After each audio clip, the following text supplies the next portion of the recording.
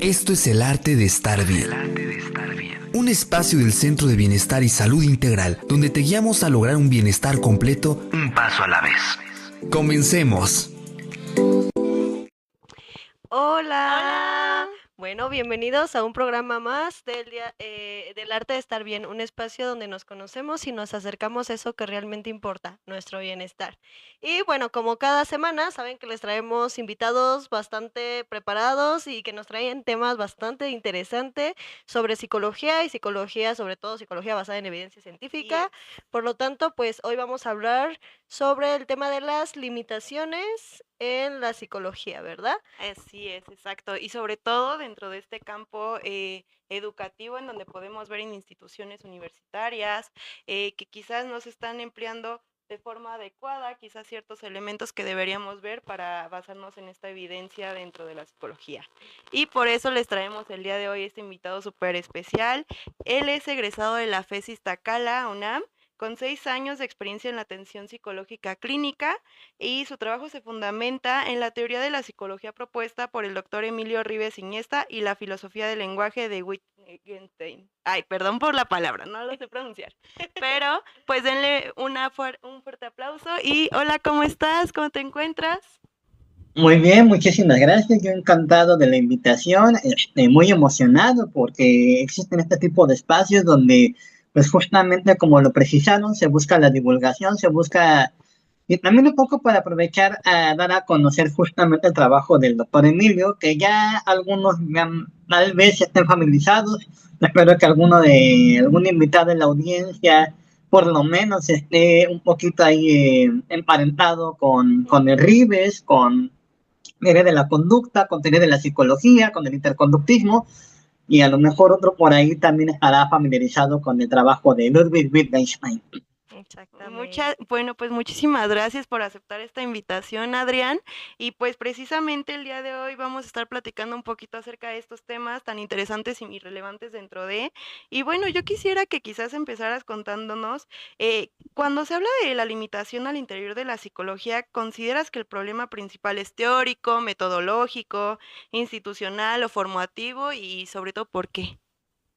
Bueno, yo creo que más bien es multifactorial, es decir, es molar, no solamente abarca la cuestión metodológica, experimental, formativa, ¿no? Inclusive hasta podríamos hablar hasta la cuestión administrativa, burocrática y hasta propiamente universitaria, académica propiamente hablando, ¿no? Es como lo decía Hobbes en el Leviatán, ¿no? Es un monstruo de 1000 cabezas, ¿no? Entonces, el tema que nos atañe el día de hoy, trataré de ser breve al respecto, pero en tanto que es tan complejo, es tan robusto, es tan vasto, no se puede encauzar a uno o dos factores, ¿no? Entonces, en tanto que hay una diversidad enorme de factores involucrados en la deficiencias, en las carencias, inclusive las limitaciones intrínsecas a la formación académica del estudiantado en psicología, va a promover que el estudiante egresado, pues en realidad termine sin saber de qué se trata la psicología, ¿no? Entonces, por una parte, podemos hablar de que el profesorado a veces adolece de una visión, llamémosle así, integral de en plural, de las psicologías que, y la naturaleza del objeto de conocimiento de estas. Entonces, muchas de las veces el profesorado te va a hablar de la que a su consideración creen que debeéramos de saber como estudiantes. Entonces, ya desde ahí comienzan los sesgos, comienzan las limitaciones sistemáticas, metodológicas, epistemológicas, filosóficas. Entonces, el alumnado cuando sale, cuando egresa y se enfrenta con alumnos de otras universidades o licenciados de otras instituciones académicas, se presenta un fenómeno propio de la propia psicología. No nos entendemos. Cuando un físico egresa, por ejemplo, del Politécnico y conoce a un físico del ITAM, por ejemplo, ¿no? Pueden entablar un diálogo técnico sin ningún problema. En psicología eso no existe. Un psicólogo que egresa, por ejemplo, en este caso de la FES Iztacala como su servidor, y por ejemplo me he llegado a a encontrar con psicólogos de otras universidades, no voy a mencionar nombres porque no quiero dejar aquí mal parado a nadie, ¿no? Voy a hablar de mí nada más. Por ejemplo, yo les hablo un poco justamente de trabajo del doctor Emilio, les hablo de teoría de la psicología, les hablo de teoría de la conducta, les hablo del interconductismo de J.R. Cantor, y me ponen una cara de extrañeza, ¿no? De tú de dónde vienes o tú qué estudiaste. Si eres psicólogo, se me quedan a veces viendo de esa forma, y pues entonces resulta y resalta que cuando comienzo a escuchar cómo hablan los psicólogos, pues hablan como habla la gente de manera ordinaria, pero creyendo que están hablando de psicología. Y ese es un problema terrible, ¿no? Ahí es donde comenzamos a darnos cuenta de cómo la formación deficiente en la psicología en el estudiantado también está, ¿cómo decirlo?, implícita en las profesiones que presuntamente ejercemos los psicólogos una vez que egresamos. Creo que con esto ya comienzo a abrir el panorama sobre las limitaciones al interior de la psicología, tanto de manera académica y también, por supuesto, en lo que podríamos llamar los campos aplicados de la psicología. Creo que con esto contesto tu pregunta, si no, por favor, házmelo saber.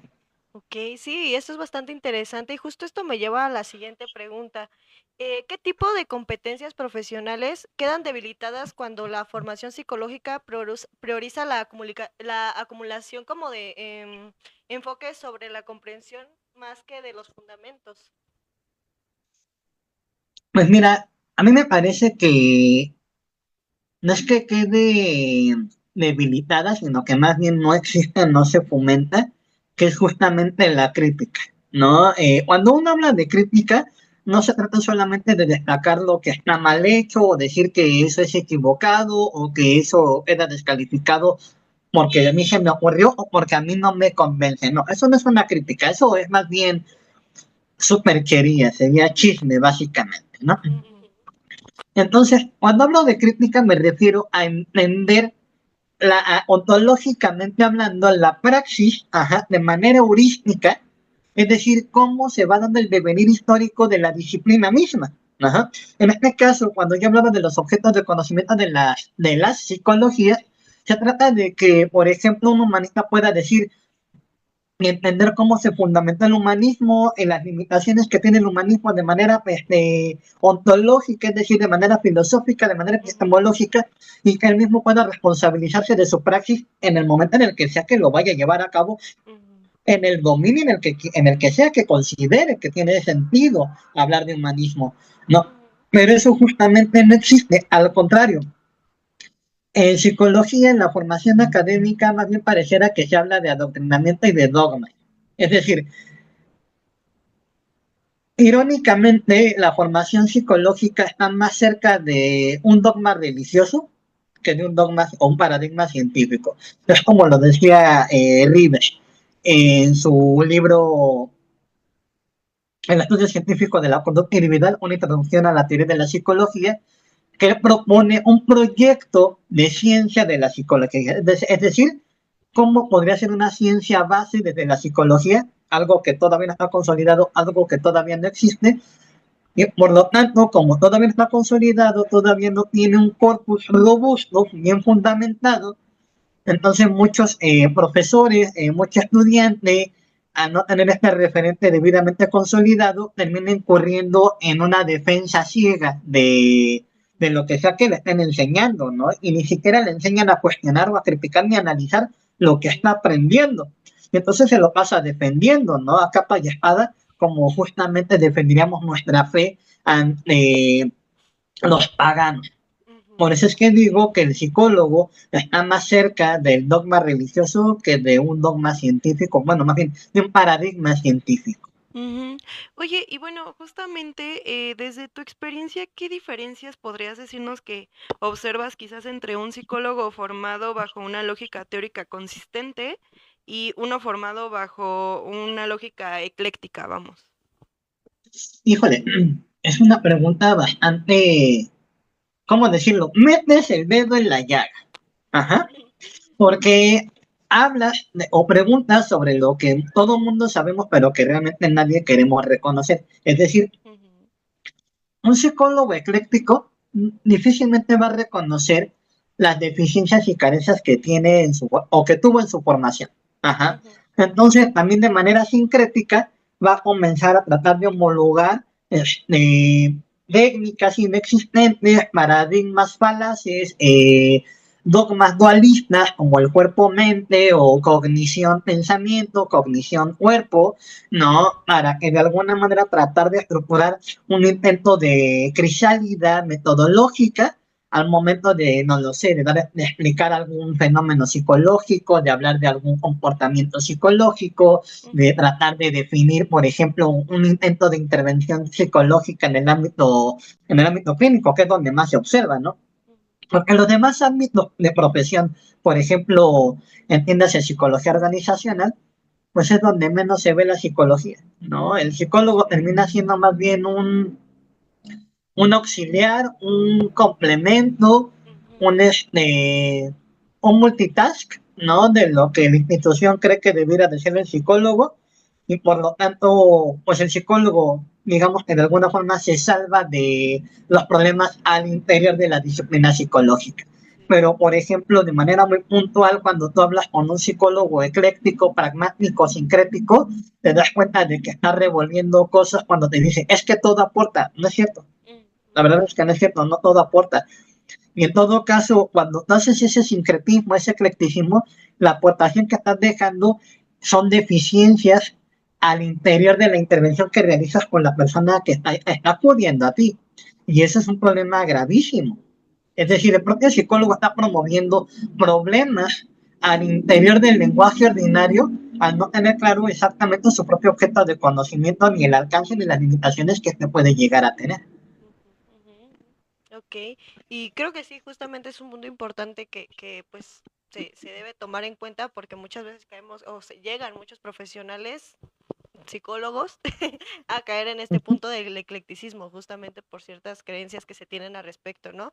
Y esto me lleva justamente a una pregunta en donde me gustaría, ¿cómo influye el dualismo en la manera en la que se conceptualizan los problemas psicológicos y en la forma en la que se diseñan intervenciones? Se ha vuelto tan inherente, se ha vuelto tan fundamental, ¿no? Este dualismo, que inclusive hoy en día se habla, ya no se habla, por ejemplo, de lo mental, sino se habla de la cognición o de la neuropsicología. Neuropsicología, ¿qué quiere decir esto? Que hay una base neurológica, nerviosa en el comportamiento psicológico y que de alguna manera lo condiciona. Ahí está el dualismo, ¿no? Está tan inmerso, está tan intrínseco, tan implicado en las formaciones académicas de cualquier universidad, que no nos damos cuenta de que cada vez nos alejamos más de lo que realmente debiera ser el objeto de conocimiento de la psicología. Propiamente dicho, voy a aprovechar esta oportunidad para decir que al menos de manera congruente, coherente, consistente y concreta, empírica, Ribes nos habla de que el objeto de conocimiento desde el modelo de campo debiera de ser la relación de interdependencia que se establece entre el individuo que se comporta, un individuo biológica y socialmente configurado que interactúa con un objeto o con un individuo o con un acontecimiento de estímulo. Por lo tanto, el objeto de estudio ni es el objeto ni es el individuo, sino la relación que se establece. Entonces, si nos damos cuenta, ahí no hay ninguna dualidad. La relación está perfectamente definida cuando interactúa el individuo con el objeto. Si no hay un objeto de interacción, hay un organismo biológicamente configurado y eso ya es materia de la biología. Cuando se estudian los objetos o se estudian los acontecimientos, eso ya pertenece a la física, a la química, a la ciencia histórico-social, pero si estudiamos la relación, eso sería propiamente el objeto de estudio de la psicología. Cuando hablamos de una dualidad, estamos buscando una especie de causa subyacente, ¿no? Los cognitivistas a eso le llamaban también la caja negra, como la tienen los aviones. No sabemos qué hay, a diferencia de la ingeniería aeronáutica, sí saben lo que hay en una caja negra y cómo funciona. Los cognitivistas no. Los cognitivistas dicen, existe una caja negra donde se da el pensamiento, no sabemos qué es el pensamiento, pero creemos que ahí está, ¿no? Bueno, hoy estamos tratando de explicar esa caja negra achacándoselo al cerebro, ¿no? Y entonces podemos ver en una resonancia electromagnética que se iluminan ciertas áreas del cerebro. Pues sí, yo creo que si también ponemos electrodos, por ejemplo, en el corazón, en el hígado, en el páncreas, en el intestino, también se van a iluminar cosas. Y entonces sería absurdo decir el pensamiento está en tu páncreas, ¿no? Como lo decimos en el cerebro. Ahí nos damos cuenta de las deficiencias, de las carencias de querer buscar expresiones del lenguaje ordinario en el organismo, en una función orgánica, y eso lo único que está generando es que el psicólogo tenga menor claridad sobre lo que cree que debiera de atender y la forma en la que debiera de incidir en problemas socialmente relevantes. Curiosamente, el psicólogo es el único profesionista que en lugar de resolver problemas termina creando más problemas o pseudo problemas. Exacto. Y justamente con esto es lo que quería entrar, ¿no?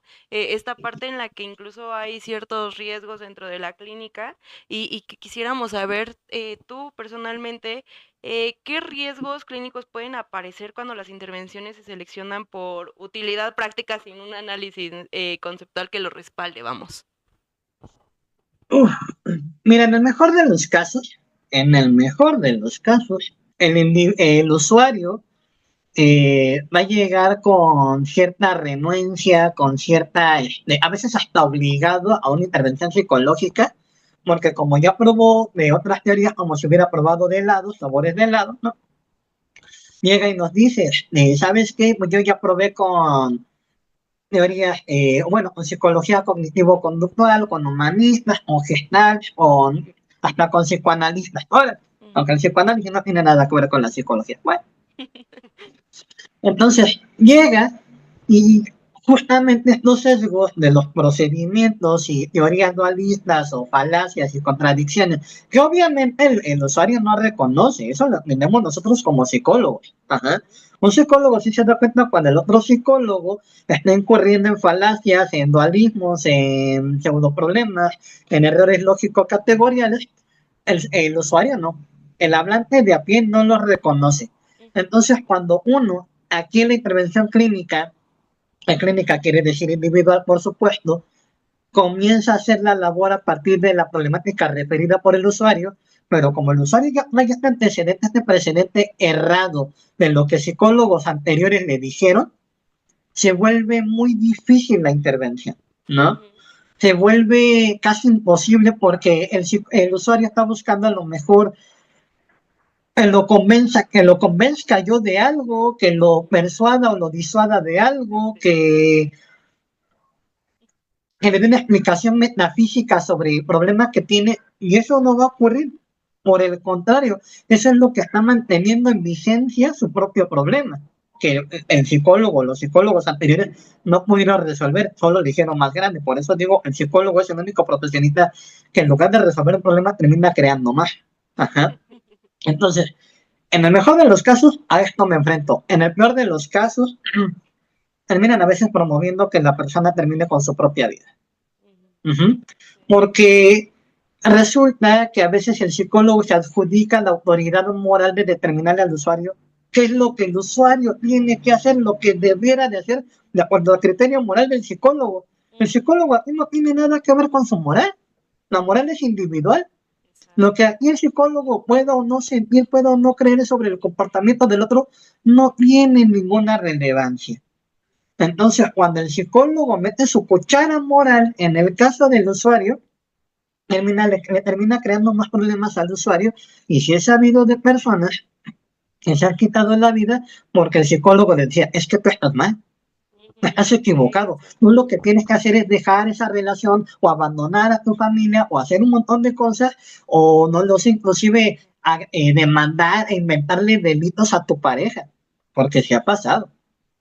Sí, sí, justo, y es que ahí es justamente de las razones por las que buscamos tanto divulgar difundir esta parte de la psicología científica como tal, porque al final muchas veces pues llega a pasar este tipo de cosas que no las toman en cuenta, ¿no? Y bueno, me gustaría preguntarte, ¿cómo consideras que afecta la coherencia tórica en la formación del desarrollo científico de la psicología como disciplina? Yo creo que si realmente la psicología se lograra consolidar como una ciencia, nos daremos cuenta de que la psicología no tiene todavía ningún campo aplicado. No habría necesidad, por ejemplo, de un psicólogo clínico, de un psicólogo organizacional, de un psicólogo, bla, bla, bla. Todos los apellidos que le queramos poner que hoy en día existen, ¿no? ¿Por qué? Porque el psicólogo científico se encargaría puntualmente de hacer abstracciones analíticas de los fenómenos del lenguaje ordinario. Ajá. Y paradójicamente, o contrario a lo que mucha gente cree, la ciencia no se encarga de aplicar absolutamente nada. La ciencia no crea tecnología. La tecnología se encarga, a partir de las abstracciones analíticas, crear algún procedimiento, crear alguna técnica, alguna tecnología propiamente dicha, ¿no? Pero pasar de ciencia a tecnología de manera lineal, eso no lo haría el psicólogo, eso no lo hace ningún científico. Por ejemplo, si tú le preguntas a un físico, disculpen el folclore citadino, ¿no? Perdón. Si tú le preguntas a un físico cómo hacer un puente, el físico no te va a decir cómo se hace un puente, te va a decir a lo mejor la explicación conceptual y analítica de los factores que influyen en la creación de un puente, pero un físico no te va a hacer un puente, de eso se va a encargar el ingeniero, el arquitecto, los que sí son propiamente profesionales que van a hacer abstracciones del modo de conocimiento científico que ya se encargó el físico técnico, el físico teórico, y los va a llevar a cabo con otra transformación, otro juego del lenguaje que sí va a ser el aplicado. Pero el psicólogo, propiamente dicho, si se encargara de hacer ciencia básica, no existiría como una figura profesional en términos de psicólogo clínico, psicólogo organizacional y educacional y demás. No sé si queda clara la respuesta, si queda puntualmente entendido lo planteado. Sí, exactamente. Y justo, bueno, ya nos queda muy poquito tiempo, sin embargo, me gustaría, porque me surgió esta duda, ¿no? Me gustaría que nos comentaras un poquito sobre si se buscara quizás reducir estas limitaciones que se pueden encontrar dentro de la psicología. ¿Tú qué cambios estructurales considerarías prioritarios en la formación profesional? Mira, yo creo que para reducir esas limitaciones, el, el estudiante también tiene que tener la capacidad de poder someter a escrutinio los contenidos formativos que el docente te está brindando, ¿no? Por experiencia propia, yo tuve particularmente dos profesores muy, muy específicos, ellos sí me gustaría citarlos puntualmente hablando, a profesores de Gerardo Chaparro y a la doctora, no, perdón, maestra Claudia Rojas Carranco. Estos profesores en particular, aunque tenían, por decirlo de alguna forma, una teoría base, era dar la enseñanza que brindaban, que te enseñaban inclusive a criticar al interior de su propia teoría. Ajá. Por ejemplo, profesor Gerardo Chaparro, que también es profesor de la FES Iztacala, él profesaba una teoría de la complejidad, ¿no? Claramente esta teoría él sabía que tenía este matiz metafísico, espiritual y demás, pero era tal su forma de docencia y de enseñanza que inclusive te enseñaba a entender las limitaciones dentro de su propia teoría, de su propio corpus teórico y metodológico. Entonces, eso es fundamental que el estudiante debe de dominar para poder cuestionar, para poder criticar, para poder analizar lo que sea que te están enseñando. Porque si no lo cuestionas, si no lo criticas, entonces lo profesas como un dogma y entonces terminas manteniendo en boga los problemas que yo estoy planteando, que yo estoy refiriendo y que no son solamente son los que yo, ¿cómo decirlo?, de manera individual he visto, no, sino que inclusive de manera institucional están presentes. O sea, cualquier universidad que hable de o que tenga una currícula psicológica, van a ser notorios estos problemas. Ajá. Cualquier estudiante de psicología de cualquier universidad te va a decir, ¿sabes qué? Es que yo salí o ya egresé y sigo sin saber exactamente qué es lo que voy a hacer, a qué me voy a dedicar, ¿no? Entonces, en ese sentido, también se va a ver influenciado por el hecho de que los profesores no le enseñan a cuestionar y entender la lógica al interior de la psicología que le hablen. No importa, ya no importa la psicología de la que le hablen, sino que no le enseñan a entender justamente la lógica y la filosofía que definen dicha psicología. Entonces, como no te enseñan a entenderla, no la comprendes y solamente te enseñan a ejecutarla y a replicarla, te quedas en... Dime. No, sí, exactamente, ¿no? Que se lleva esta falta como de crítica acerca de la psicología. Y bueno, disculpa por interrumpirte un poquito, Adrián, pero pues ya estamos casi llegando como al final, pero antes de terminar me gustaría que nos pudieras dar tus redes sociales. Claro, bueno, no soy muy adepto a este tipo de situaciones porque mis redes sociales son puntualmente personales, no son profesionales. Okay. Ajá. Pero sí tengo un perfil en Doctoralia. Ajá. Súper, puedes compartirnoslo. Claro que sí, es tal cual mi nombre, Óscar Adrián García Rosas. Ahí me pueden ubicar. Van a encontrar mi foto de perfil porque es mi título universitario, ¿no? Yo creo que no hay mejor fecha que el título, ¿no? Y digo, no es por modestia aparte, sino para justamente demostrar que yo sí tengo título. Sí, muy ¿no? bien, Adrián. Sí, Pues justamente, y eso es algo muy importante. Y pues muchísimas gracias por aceptar nuestra invitación. Y bueno, si les interesa también tener su contacto, ya saben, aquí arriba se pueden mostrar las redes sociales en donde se pueden contactar con nosotros y podemos comunicarlos con Adrián. Esperamos volver a tenerte en algún otro episodio estuvo y muchísimas gracias nuevamente. Muchas gracias. Claro. Cuídate mucho, Adrián. Ahorita. Igualmente, hasta luego. Nos vemos. Bye. Esto fue El Arte de Estar Bien, un espacio del Centro de Bienestar y Salud Integral. Hasta la próxima.